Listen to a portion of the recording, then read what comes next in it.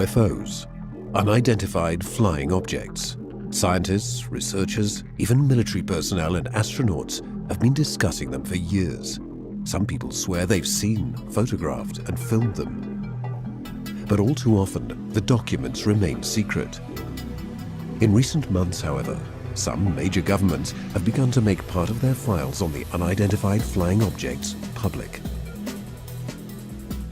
France began declassification in March 2007, followed by Great Britain in May 2007 and Ecuador in May 2008. In the same period, the Vatican gave its opinion on the matter. Padre José Gabriel Funes released a significant and surprising statement. A belief in the existence of extraterrestrials does not go against the Catholic faith.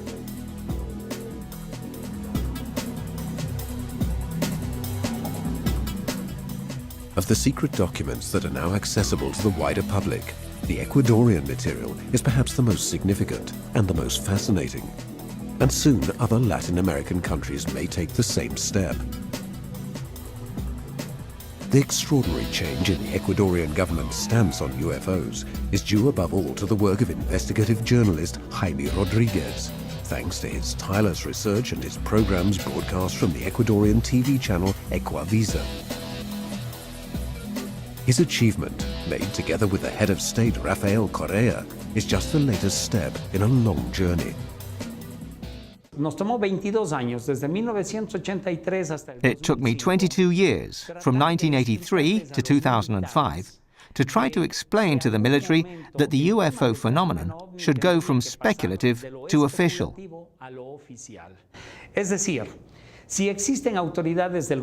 That is, if government authorities give their opinions on many issues, such as volcanic eruptions, climate problems and agriculture, why couldn't there be representatives of the government who discuss this issue, which is so vital to us?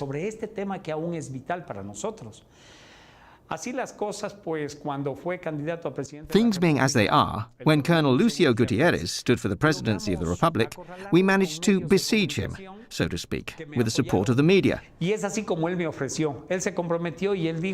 that's how he offered to make a commitment, saying to me, "Mr. Rodriguez, don't worry, because my government will be completely different." When he became president a second time, we reminded him of the promise he had made, and he confirmed his commitment. He sent us to his personal secretary, Oscar Ayerve, in Guayaquil, and we brought him an informational file on the issue and the reasons why the Ministry of Defense ought to give it special attention. And so on April 5, 2005, the CIFO, or the Ecuadorian Committee for the Investigation of the UFO Phenomenon, was created under the presidency of Colonel Lucio Gutierrez.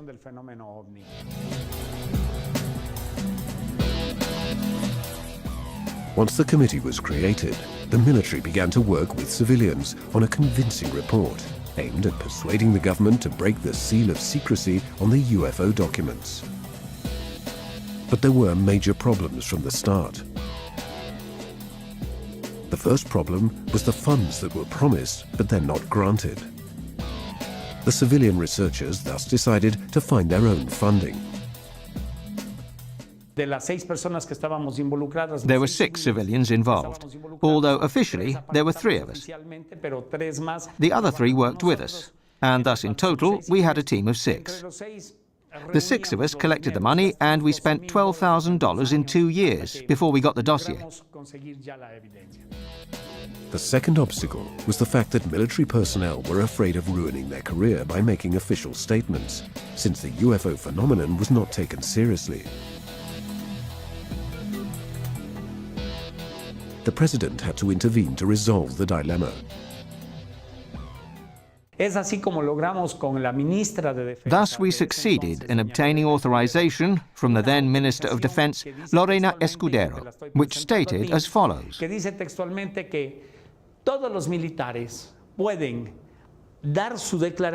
all military personnel may make statements with absolute freedom, and this issue will not lead to the addition of any detail on their CV that might damage their reputation. In this way, we managed to overcome the second obstacle, which was very important. The third problem that Rodriguez and his colleagues had to overcome was also the most difficult. It directly involved the US Secret Services, who offered military personnel significant economic and career-related incentives, provided that they respected a series of obligations. Amongst these, they required that information and documents regarding UFOs should be concealed. In the meantime, Rafael Correa had been elected president of Ecuador. In March 2008, a diplomatic crisis with Colombia led Correa to discover that his secret services had been corrupted. Y logran descubrir que había un financiamiento.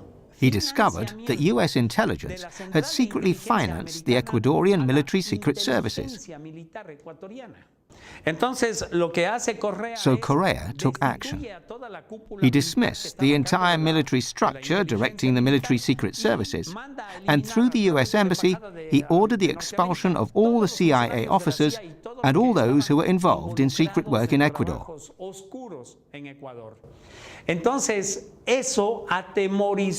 This frightened the military personnel enough that they ceased to conceal information.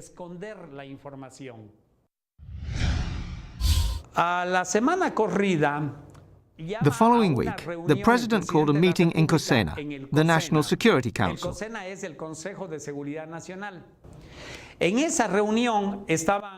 The meeting included the Air Force commander, the Army commander, the commander of the armed forces, the head of the Joint Command, and the Minister of Defense. He invited us to this meeting, and in front of us he said, "The commanders of the Air Force, Army, and Armed Forces must completely deregulate information on the UFO phenomenon. We don't want anything about this issue to remain secret in our country." The documents say that Jaime Rodriguez is authorized to enter any military structure in the country to conduct investigations and gather testimony on any case concerning the UFO phenomenon. Thanks to this authorization, over 400 deregulated UFO videos are now available to researchers in Ecuador. Most of them were recorded by civilians. In fact, before President Rafael Correa took a new sensational stance on the subject, the military confiscated all such videos. The material was regularly classified, and the public was denied access to it. The statement made by the Chief of Air Staff, Colonel Zanoni Garcia Dominguez, confirms the reason behind this situation. Once we have obtained the analyses and information, we'll be able to transmit all these documents officially. These are the first films of unidentified flying objects to be declassified by the Ecuadorian government.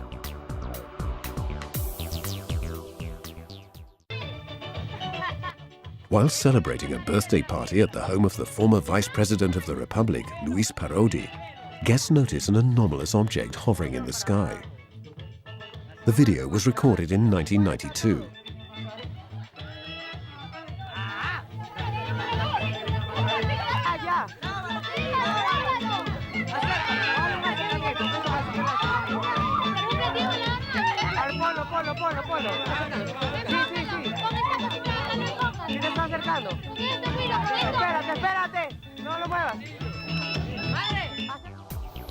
In the images, we can clearly see the mysterious craft's orange-colored glow and its tubular shape.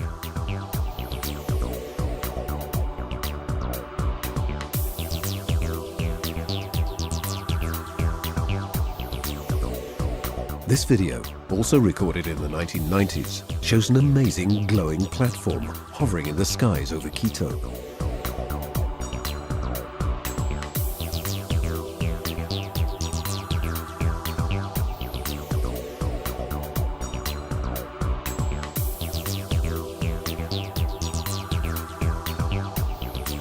The video was recorded by Francisco Navas and his sister from the terrace of their home.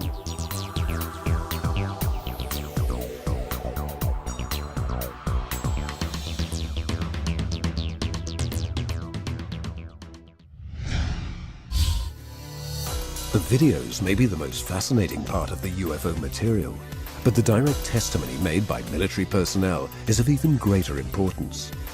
44 statements by military personnel were released to the CEIFO. Today, they're part of the public domain on the internet and YouTube. These personnel are still in the military. They have experienced the events described in person whilst in service. There can be no doubt as to the veracity of these statements. While we were executing a flight maneuver during an instrumental exercise at the base in Malta, we saw a light moving towards the Cruceta sector, near the city of Cruceta.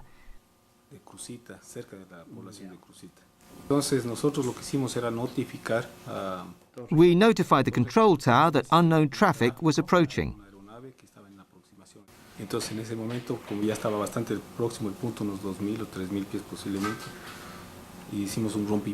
So when we got closer, at about 2,000 or 3,000 feet, we veered left to get a better look at the lights we had in front of us. Right then, the two lights moved into formation with incredible speed and flew off toward the Cruceta Mountains, near the city of Cruceta. We flew over the sector, but we were unable to locate them. We had begun our descent from 11,000 feet, and I reckon that we had descended by about 2,000 feet when I saw a very bright light, more or less around, how can I put it, at a position of about 5 o'clock, a bit lower. I was in the back cockpit of the airplane, and Major Enriquez was in the front cockpit. I pointed it out to him, and he saw it. Immediately afterward, I called the control tower to verify whether there was an airplane, to which the tower responded that there was no traffic. We thought it was an airplane, but in the moment we veered toward this bright light, we saw that the object turned toward us and divided into two very intense lights, on a collision course with us. So the pilot in the front cockpit, the major, executed a maneuver to the left, and while we were turning, we continued to watch what the object was doing, and we saw that it stopped in mid-air and moved down toward the mountains. We tried to fly over a small mountain, and the object crossed us on this side, and while we tried to cross it from the other side, it disappeared without a trace. We scanned the area, but there was no trace of it. We thought it was an airplane, but the movements this light made were very fast, very erratic. An airplane can't do that. For example, turn and stop in mid-air and descend diagonally. No airplane can do that. The instruments we have enable us to identify the objects moving in airspace clearly. We can clearly distinguish a commercial airplane from a military airplane, or from extraneous objects. We have a lot of confidence in the capability of these instruments. Therefore, the information we have available, not just our information, but also that coming from abroad, in particular from the United States, which is a very qualified source of information, makes me confident that we are dealing with an area in which there are unidentified flying objects. In real terms, these are extraterrestrial objects, and I'm sure of it. We share the universe with other beings.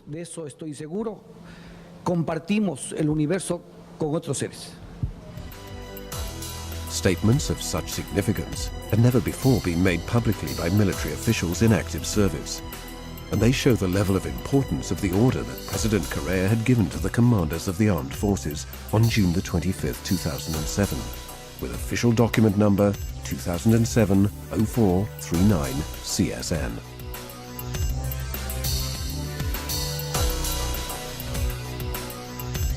These events, combined with Jaime Rodriguez's role as a television journalist, began to change civilian society's attitude towards the UFO phenomenon in Ecuador.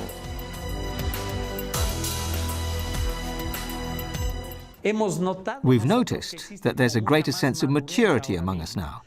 The population has a more mature attitude towards the UFO phenomenon. This stimulates us to move our work into the analytical part of the subject, which is what we really need to focus on now. Initially, civilians seemed to be afraid to call me and say, "I've recorded a video." Now they do, and with new vigor. People are participating much more now. I get a lot of emails stating, "I've taken this photo, I've recorded this video." That is, we've noted an increase in cooperation on the part of the civilian community regarding testimony and evidence. This is the sense of maturity I'm talking about. So the sensationalist press, which has often used this subject to sell magazines or other things, has suddenly gone quiet, completely. This change began to yield its first fruits. The example that Rodriguez describes is emblematic. I'd had a lot of problems with the airport's radar director. He was always annoyed with me because he didn't believe in UFOs. So this gentleman saw that I was leaving and he called me. "Hey, Jaime Rodriguez, come here." And he said to me, "Seeing as you're interested in these things, have a look at this photo. It was taken here, yesterday, at about 6 p.m. And he gave me this photo. This is evidence. It was taken by the radar director at Guayaquil Airport. Even some young people from a famous Ecuadorian music group called Los Chaucha Kings contacted me. Their drummer, Diego Miño, had taken a photo of it. The same object, photographed by 2 or 3 people at the same hour, on the same day, is even stronger evidence for us. It's a substantial change in behavior for those who had denied and opposed the matter before. Just think, now they're contributing, they're providing evidence. This is a real change in attitude, caused by this, how can I put it, this openness in deregulating the information on UFOs in Ecuador. The photo shows a clearly disc-shaped object above the Guayaquil City Airport buildings. We can easily make out the UFO's hexagonal structure.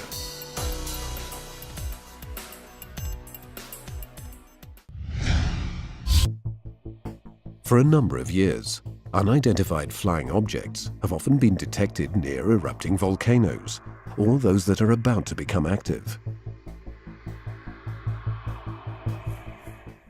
We have a volcanic chain, part of which is active, and the other part returning to activity. Tungurahua attracts media interest with TV stations placing their cameras there to film the volcano each time it erupts. And they show these objects twirling in the sky. TV stations get involved in this phenomenon, filming the UFOs flying around the volcanoes. During an eruption of the volcano Tungurahua, the main national channel in Ecuador, Teleamazonas, films the extraordinary spectacle. Suddenly, a glowing object appears above the volcanic crater and then disappears after just a few seconds. At one point, the mysterious glowing craft reappears. Cameramen Marco Ramirez and Julio Avilan capture the incredible scene on film. The object is moving. The video cameras are set on tripods.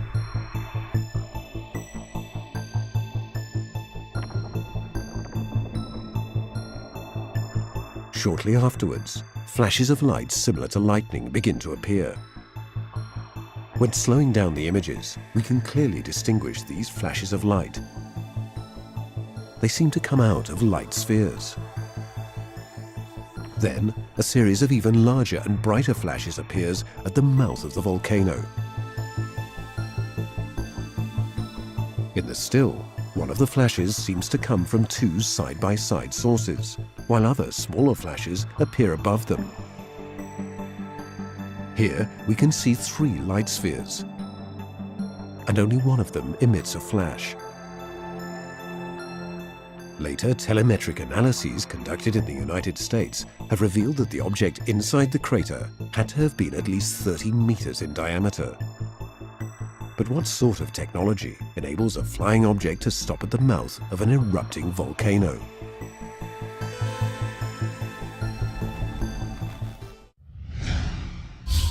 The incredible object we're seeing in this video was filmed by an Ecuadorian government official.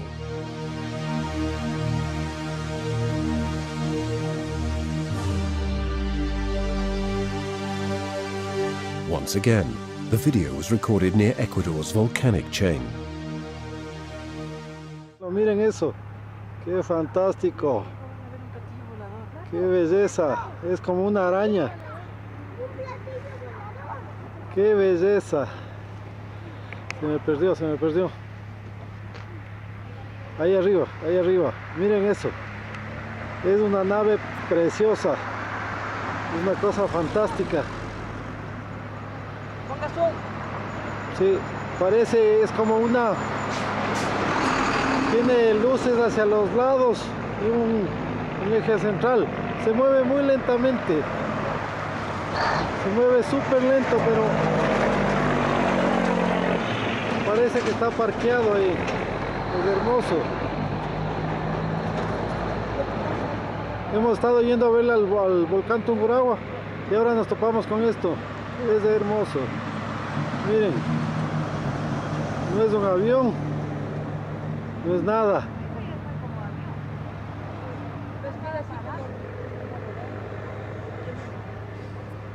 Qué belleza, se va alejando poquito a poquito.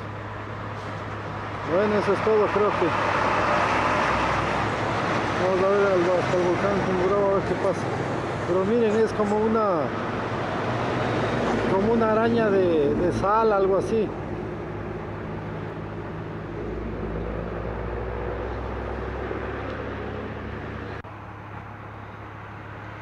Vemos otro de estos objetos. Son extraños, tienen una luz central y unas luces laterales y son intermitentes de esas luces.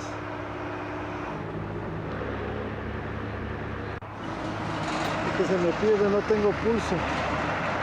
Ay, carajo.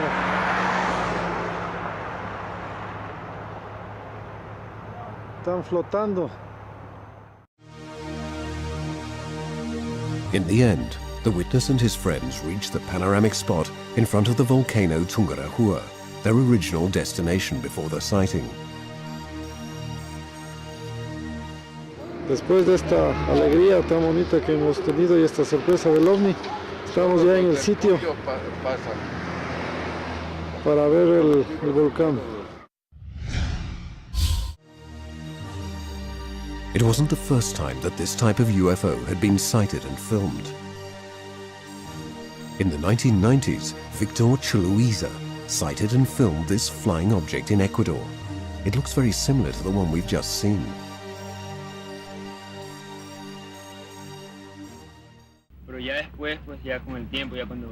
When I realized that they actually didn't seem to be airplanes or balloons, I felt a thrill, and I understood that it really wasn't what I had expected. It was a UFO. It must have been 200, 180 meters from here. It was closer, and so it looked larger, and I don't know, maybe the video camera helped me to put it into focus enough to see the image clearly, and I believe it was thanks to the video camera. And one thing that really caught my attention was that it made no noise. I might have thought it was an airplane, a helicopter, but I couldn't hear any noise. And that was what made me get my video camera and start filming. But when I saw it through the video camera, when I saw it from close up, I didn't see the typical saucer shape, but rather the shape of a sort of star, a very particular shape that I had never seen before. I got the impression that it was something out of the ordinary, something that I would never have imagined seeing. It really struck me, the fact that I saw something that's so rarely sighted. It seems natural to me. I mean, in such an immense universe, the third planet can't possibly be the only inhabited one. I've always believed it, and I have to be honest, I've always wanted to see a flying object. And when at last I was able to see one, it was a dream come true.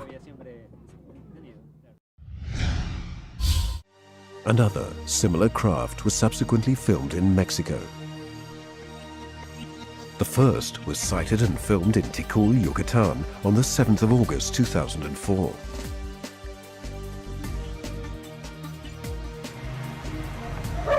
Órale, sí, lo estás filmando. Carito. Síguelo.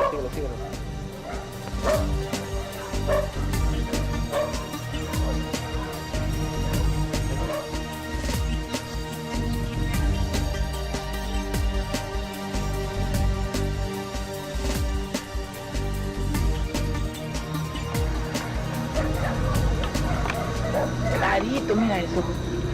Sí, pues que tú quédate filmando, yo sigo por allá por detrás de los árboles, ¿sabes? Sigue filmando, voy.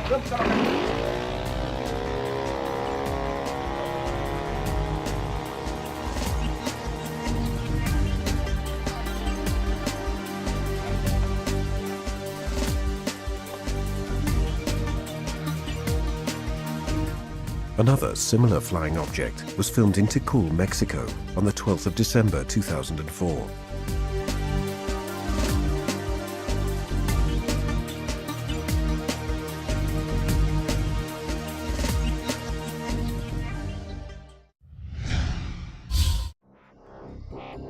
Another sighting confirms the link between unidentified flying objects and volcanic areas.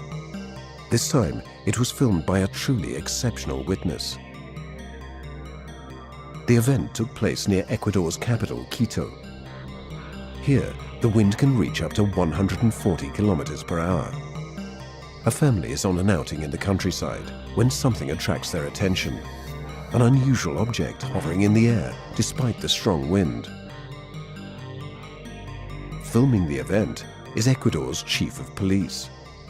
Bueno, estamos en la cima del Pichincha, continuamos y hemos encontrado algún objeto que está volando aquí entre las nubes. No sabríamos decir qué es. Podría ser un ovni. Y vamos a filmarle para mandarle a Jaime Rodríguez.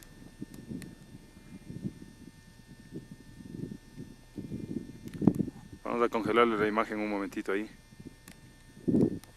¿Qué creen que sea? ¿Un globo? Pues desapareció la imagen. That same night, the staff of Quito's Ecuavisa television channel received several calls notifying them of the presence of a mysterious, brightly shining craft right above the crater. The station sent a team straight away to film what was happening. The following is their report, which was later broadcast. Now we'll go back to the news we gave you at the beginning of the program due to the large number of calls we've received. The peace was disturbed at Quito tonight by a phenomenon that has not yet been explained. Here we see the images recorded earlier. A bright, blinking yellow and red-colored light appeared and disappeared in the sky south of the capital. The phenomenon was seen from various neighborhoods in Quito, and residents, primarily in the southern area, have been calling our staff continually to tell us that they saw it. Aquavisa's video cameras recorded the images you're seeing now. By analyzing the images, we can clearly see that the light emanating from the UFO even shines through the clouds.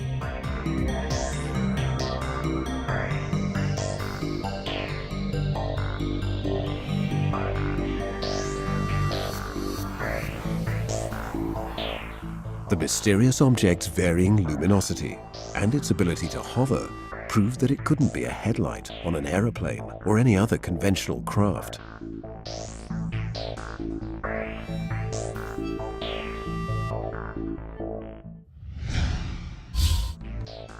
Quito was once more the setting for another incredible sighting. It's another important declassified case which joins the already extensive CEIFO archives. On September the 5th, 2007, Dr. Antonio Osorio witnessed a very special phenomenon. A flotilla.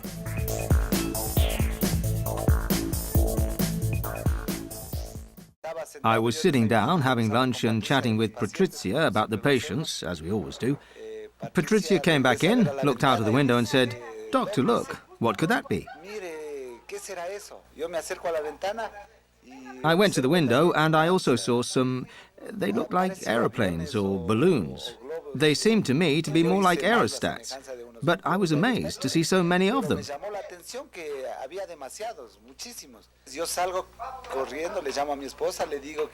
I ran out, called my wife and told her to come and see. It was a really strange thing.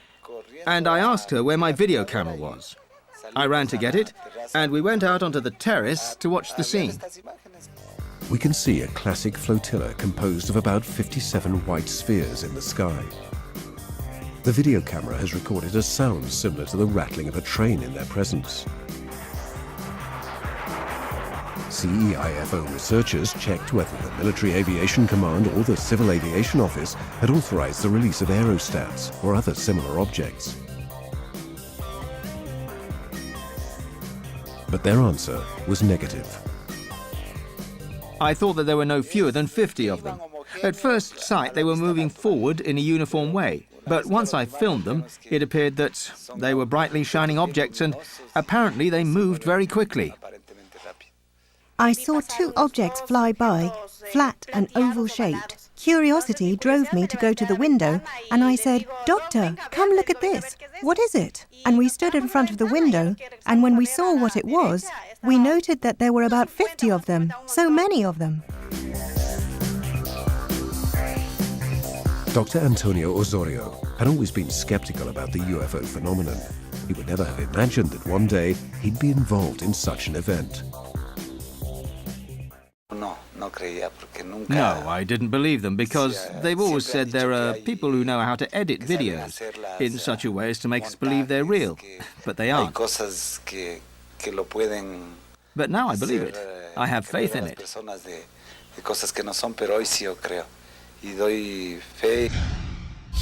Nowadays, we're accustomed to seeing security cameras positioned at various points in our cities. They're part of the scenery, and nobody notices them anymore. In Ecuador, they call them eagle eyes. We know the cameras are there to watch out for accidents or criminal acts. But in Cuenca, Ecuador, they recorded a rather unusual scene. En Cuenca es una ciudad al sur de Ecuador. In Cuenca, a city in the mountains south of Ecuador, there are surveillance cameras in the streets. One of these filmed some children pointing to the sky from the terrace of their house. The person operating the surveillance camera zoomed in on the children and moved it upwards to see what they were pointing to in space. By doing so, it located and filmed a UFO moving towards the Cajas lagoons. The model of video camera with which these extraordinary images were recorded is very sophisticated and expensive. While the UFO was being filmed, a second object appeared at the same point, and they both went toward Cajas. Here, the same thing that happened in other cases repeated itself. The UFO stopped, hovering.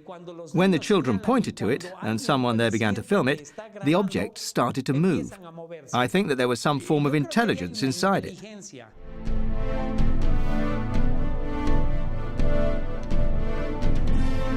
By analyzing the images, we can note how the first object begins to move the moment the video camera pans over it.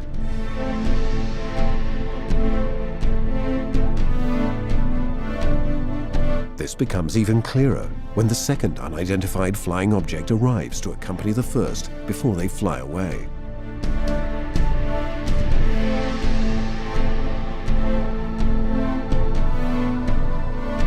This video is part of the UFO material that was declassified thanks to President Rafael Correa's order. Therefore, the authenticity of these videos has been confirmed by the Presidency of the Republic of Ecuador. The great results that Rodriguez has achieved in Ecuador thus far are unequaled in any other South American country. But even in other nations like Brazil, the ufological community is very active, and it sets itself similar goals. Ademar José Guiverd is the best-known Brazilian investigator following the UFO phenomenon. No Brasil, the best-known cases in Brazil, even on an international level, are fairly specific, distinct cases. For example, UFOs in the Amazon area are a matter of frequent discussion, and Brazilian ufologists have been examining the cases for some time. In fact, a constant alien presence in the wild and nearly unexplored Amazon area is something of a legend. An ancient memory of contact with beings from the stars has been passed down in the myths and traditions of many cultures that some consider primitive. The Kayapo tribe is among these witnesses. We have indigenous nations, and this is an incredible thing. Entire indigenous populations who base their rituals and folk celebrations on the supposition that they are of extraplanetary origins. For example, the indigenous people of Upper Xingu believe that they descend from a mythical being called Bep Kororoti, who came to Earth decades, centuries ago, according to the cultural traditions of that people, leaving an extraterrestrial legacy. They believe that they belong to a civilization from beyond Earth, and that one day they will be brought back to their homeland. In remembrance of their ancient descent from the stars, the Kayapo celebrate a rite in which one of them personifies the mythical Bep Kororoti, the being from space who taught them how to farm and many other things. The costume used in the ceremony is made of woven vegetable fibers, and its shape suggests more modern clothing. The headdress clearly simulates a helmet, and the rest resembles a pressurized suit. Is this just an ancient myth, or could it be something else? However you choose to view it, it's an intriguing story for our times.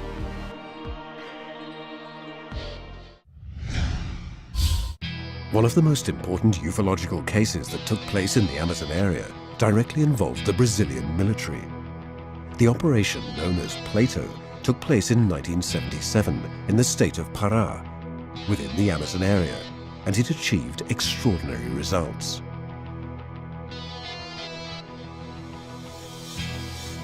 The military became involved after a remarkable number of sightings and contacts began to alarm the population and the local authorities. We reached such a serious level that the local authorities informed the Pará state government, which in turn requested that the Brazilian Air Force intervene. So an investigation was ordered.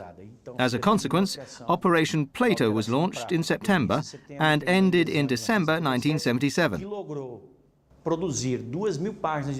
It produced about 2,000 pages of documents, of which we have over 200 filed in folders. It also produced 500 photographs of flying saucers, including some taken from close range. We have about 24 of those. Operation Plato also produced at least 16 hours of footage showing flying saucers over the Amazon area rivers. Brazilian ufologists, and in particular UFO magazine, have none of this material. Operation Plato, which means saucer, as in flying saucer, was closed down by the Brazilian military command in December 1977. The reason for this was puzzling, to say the least. It was closed because something happened, the very thing that the military was looking for, contact with extraterrestrial beings. That was one of their objectives, to attempt to establish contact with the forms of intelligence behind the phenomenon. They didn't think it could happen. When it happened, to put it simply, when there was direct contact between an official of the Brazilian Air Force and the extraterrestrial beings, which happened around mid-December 1977, the Brazilian Air Force simply understood that it might lose control of the situation, and as a consequence, it closed down Operation Plato for good.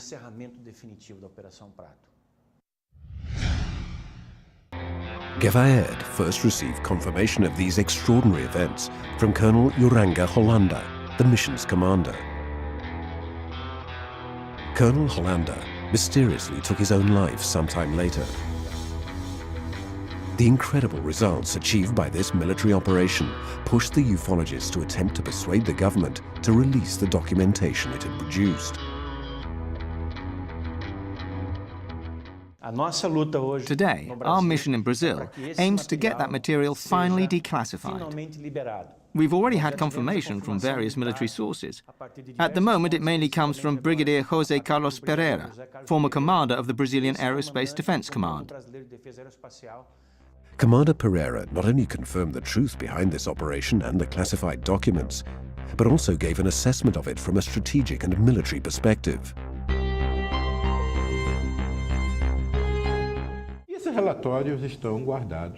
The reports are kept in the archive and classified as secret. Now, if I were to say, during Operation Plato, there was this or that contact, I'd be violating the secrecy imposed by law on my country. I can't do it. I can't reveal it. Otherwise, I'd be committing a crime.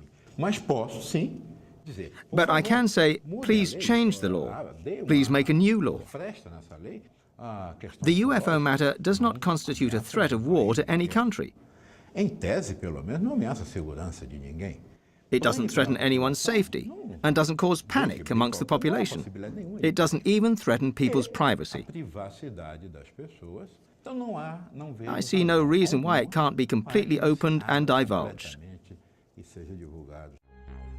Pereira's analysis even made news on the international ufological scene. There is an extensive amount of evidence and witness accounts, not just in Brazil, but throughout the world. This evidence is quite valid and carries great weight. Commander Pereira's words are supported by the never-ending stream of cases, which continues to appear with increasing frequency.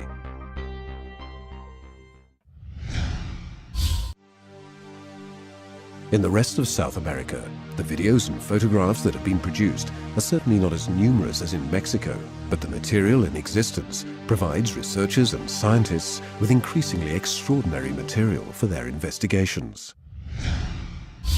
Peru has been the stage for remarkable UFO appearances since the 1990s.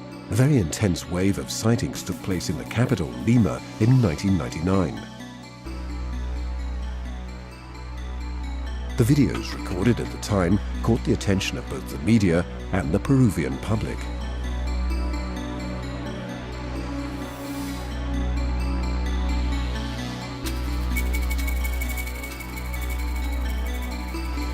A number of very bright, unidentified objects flying at low altitudes generated unease in Lima's population. People didn't know how to explain what was happening, and the authorities were unable to provide any clarification regarding the nature of the unknown craft.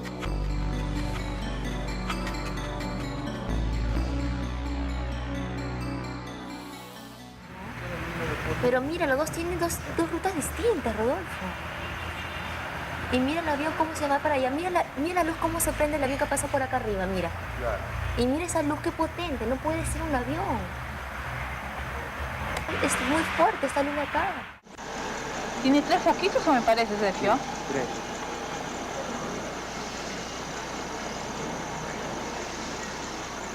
Este se ve más claro. Mira, mira, Catherine, mira. Lo estoy grabando, está sentado. Voy a llorar. Mira, está brillando más. Catherine, está brillando más. Me estoy dando cuenta. Está acercándose más. Es la 4ª vez en esta noche. Hoy es plano, no mira. Es una luz así como de fluorescente, así largo. On the 20th of May 2007, a flotilla appeared in the skies over Lima, rekindling interest in the media and the Peruvian public. This is the news report broadcast on the channel ATV Noticias. It was about noon when people on the street saw this spectacular phenomenon. Hay más de 20 platillos voladores, amigos, allá. Fíjense allá bien. Todo esto está pasando y todo el mundo está mirando. No sé, yo no creo en los platillos voladores, pero parece. Este extraño y sorprendente espectáculo, registrado en Lima hace 2 días, fue captado por un equipo de TV Noticias. Por más de 30 minutos se observó una diversidad de puntos blancos que iban formando figuras en el cielo. Estos avistamientos bien podrían ser estudiados por una oficina de sistema aeroespacial, como existe en países como Chile, Brasil, Argentina y México. The event was also filmed from another point in the city. By analyzing the frames, we can clearly see the classic white spheres making up the flotilla. It doesn't happen often that people and traffic stop to witness a spectacular show of unidentified flying objects. The city of Treinta y Tres in Uruguay was at the center of one of these rare cases. The episode took place when Giorgio Bongiovanni was visiting from Italy. He'd traveled there for a series of conferences regarding the presence of UFOs.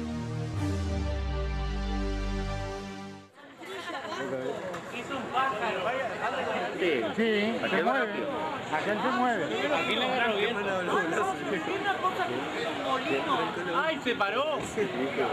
Che. Filmá la gente, todo. Qué interesante, mirá. Interesante, mirá. No tenemos. Ah, ahora se empezaron a ver los otros, ¿eh? Aquellos dos se mirá una telaraña. In the video, we can clearly see numerous flying objects hovering in the clear sky. They're flying at a relatively low altitude and are easily seen by the people on the street. The object's movement clearly shows their ability to move autonomously during flight.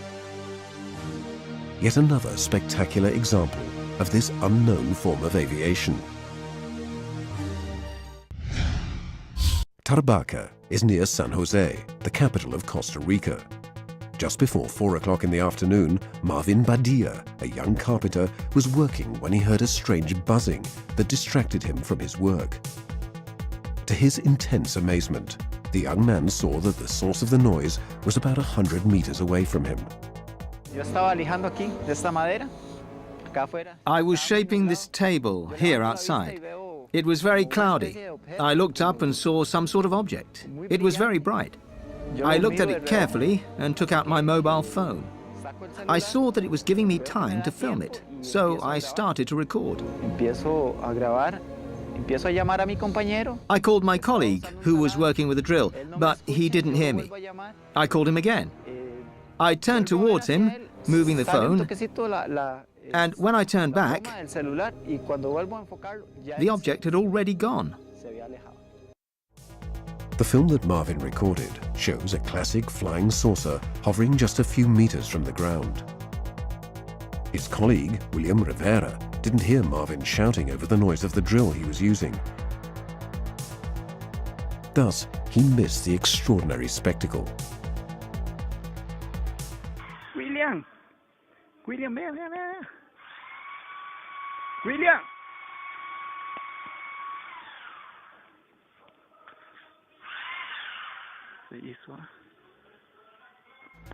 William Rivera assures us that Marvin was quite shaken. No, he wouldn't calm down. He was still very, very worked up. You see, I believe that this was a UFO. I have no doubt it wasn't man-made.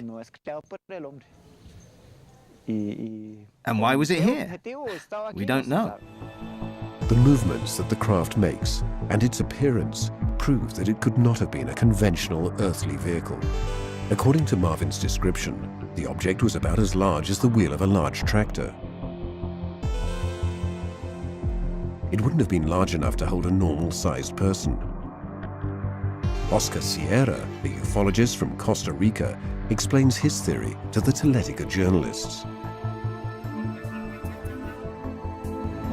It's not necessarily a driven object.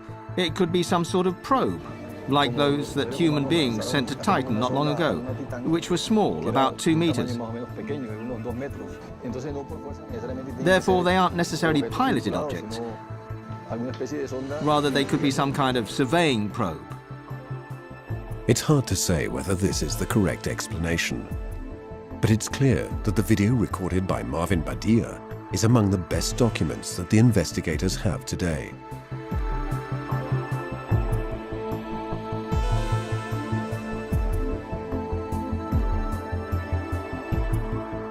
Continual sightings in South America and in the rest of the world. The creation of an official UFO investigation committee in Ecuador. The declassification of secret files in other nations such as France and England. The statements made by the Vatican. A new perception of the phenomenon in ever wider areas of civilian society. They're all signs that something is changing. Various ancient prophecies predict that change is coming to humanity. For Jaime Rodriguez, this hope is a certainty. Absolutely. We're at the beginning of a new era. In fact, we've got a lot of responsibility. And I'm a person who truly believes, that is, I have a feeling that the predictions that the Maya made for 2012 are of great importance. And I believe that people's conscience is going to change. Might this be true? Certainly, we can hope that humanity might soon be able to unlock the mystery of what seems to be an increasingly frequent presence.